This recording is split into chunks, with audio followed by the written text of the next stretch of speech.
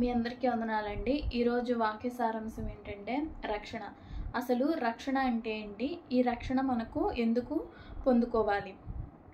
మానవుడిని దేవుడు సృష్టించాడు. మానవుడిని ఎలా సృష్టించాడు దేవుడు? మట్టి నుంచి నరుణ్ణి దేవుడు సృష్టించాడు. ఈ సృష్టించిన నరుడు ఏం చేశాడు? దేవుడు తినొద్దన్న పండును తిని దేవుని ఎదుట పాపము చేశాడు. పాపం చేయడం ద్వారా ఏం జరిగింది? దేవునికి మానవుడికి మధ్య దూరం పెరిగింది. పాపం చేయడం ద్వారా మానవునికి దేవునికి మధ్య దూరం పెరిగింది. పాపం వల్ల వచ్చు జీతము మరణము. ఈ మరణం అనేది శారీరకంగా కాకుండా మన ఆత్మ సంబంధంగా కూడా ఈ మరణం ఉంది. ఈ మరణాన్ని తప్పించాలంటే ఏం చేయాలి? ఈ మరణానికి ఖచ్చితంగా శిక్ష ఉంటుంది. ఈ పాపానికి ఖచ్చితంగా శిక్ష ఉంటుంది. ఈ శిక్ష మానవుడు భరించకూడదు అని, ఈ పాపం వల్ల వచ్చు శిక్షను మానవుడు భరించకూడదని తన సొంత కుమారుణ్ణి ఈ లోకానికి పంపి దేవుడు మన పాప శిక్షను మొత్తం ఆయన మీద వేసుకొని శిలువ మరణం ద్వారా మనకు పాప విముక్తి కలిగించాడు. ఈ శిలువ మరణం ద్వారా మనకు రక్షణ కలుగుతుంది. అలాగే మన కొరకు ఈ లోకానికి వచ్చి జన్మించి మరణించి అలాగే తిరిగి లేచారు. తిరిగి లేచి ఆయన నిత్య జీవాన్ని మన కొరకు ఇవ్వడానికి, స్థలాన్ని సిద్ధపరచడానికి, మన కొరకు పరలోకాన్ని సిద్ధపరచడానికి ఆయన పరలోకానికి వెళ్ళారు. తర్వాత ఆయన రాకడ ద్వారా మనకు మన దగ్గరకు వచ్చి మనల్ని కూడా ఆయన పరలోక రాజ్యానికి దేవుడు తీసుకువెళ్తాడు.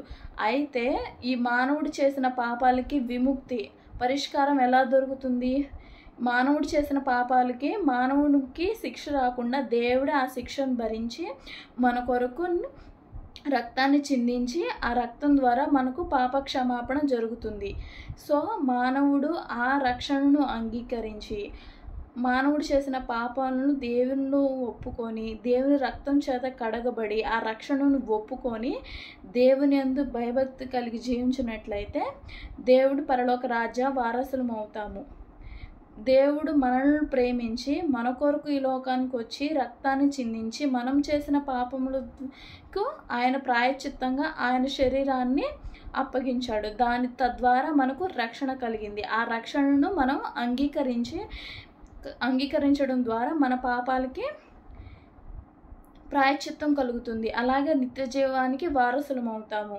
అయితే ఈ రక్షణ మనం నిర్లక్ష్యం చేయకూడదు. హెబ్రీయులకు రాసిన పత్రిక 2వ అధ్యాయం 3వ వచనం. ఇంత గొప్ప రక్షణ మనము నిర్లక్ష్యం చేసిన ఎడల ఎలాగో తప్పించుకుందాము?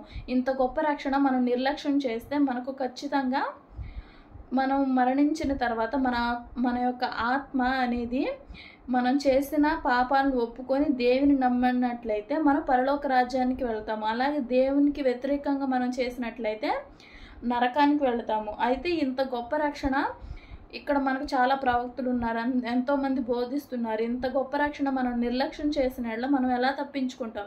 తీర్పు దినాన మనం నిలబడినప్పుడు మనం ఎలా తప్పించుకోగలం? కాబట్టి ఇంత గొప్ప రక్షణను మనం నిర్లక్ష్యం చేయకూడదు. అలాగే 2వ కొరింథీయులకు రాసిన పత్రిక 6వ అధ్యాయం 2వ వచనం. ఇదిగో ఇప్పుడే మిక్కిలి అనుకూలమైన సమయం, ఇదిగో ఇదే రక్షణ దినము. రక్షణ దినము. నేను ఎప్పుడు రక్షణ పొందాలి? నేను ఎప్పుడు రక్షణ తీసుకోవాలి? దేవుణ్ణి ఎప్పుడు అంగీకరించాలనే ఆలోచన వద్దండి. ఇదే అనుకూలమైన సమయం, ఇదే రక్షణ దినము. ఇప్పుడే ఈ క్షణమే నువ్వు ప్రభువుని అంగీకరించినట్లయితే అట్టి రక్షణ నీకు కలుగుతుంది. ప్రభువుని అంగీకరించడమే ఈ రక్షణ. ప్రభువుని నమ్మడం. ఆయన మన కొరకు వచ్చారు, మన పాపం కొరకు ప్రాణం ఇచ్చారు, ఆయన మన కొరకు కల్వరి శిలువ రక్తాన్ని కార్చారు అని నమ్మడమే రక్షణ. ఆ రక్షణ తీసుకున్న మనము మన యొక్క పాపాలను దేవుని యందు ఒప్పుకొని వాటిని విడిచిపెట్టడం ద్వారా ఆ రక్షణ మనకు కలుగుతుంది. రక్షణ కలిగిన మనము పరలోక రాజ్యానికి వారసులం అవడానికి హక్కుదారులం అవుతాం. పరలోక రాజ్యానికి వెళ్ళడానికి రక్షణ అనేది చాలా ముఖ్యం. సో ఇదే మిక్కిలి అనుకూలమైన సమయం, ఇదే రక్షణ దినము. సో ప్రతి ఒక్కరూ రక్షణ పొందుకోవాలి. ఇది ఒక మత మార్పిడి కాదండి. రక్షణ అంటే ప్రభువుని అంగీకరించడం. ఈ విషయం అందరూ తెలుసుకోవాల్సిందిగా కోరుచున్నాను. అలాగే చిన్న వాక్యం దేవుడు మీ హృదయంలో ఫలింపజేయునుగాక. ఆమేన్.